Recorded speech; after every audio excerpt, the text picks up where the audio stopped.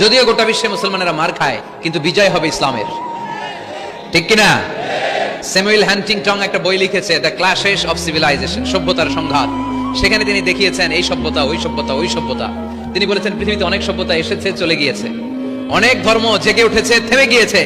সর্বশেষ এসে গবেষণা করে বলেছে সর্বশেষ এমন একটা ধর্ম ডমিনেট করবে যেটা এমন ভাবে দাঁড়াবে গোটা বিশ্বের সব রাজকীয় মসনদ গুলোকে চুরমার করে তার পতাকা গাড়বে, আর ওই পতাকার মধ্যে লেখা থাকবে লা ইলাহা ইল্লাল্লাহ মুহাম্মাদুর রাসূলুল্লাহ।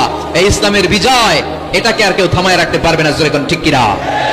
গোটা বিশ্বে সবচেয়ে বেশি নির্যাতিত মুসলমানেরা, ঠিক কিনা? কাশ্মীরে মাইর খায় কে?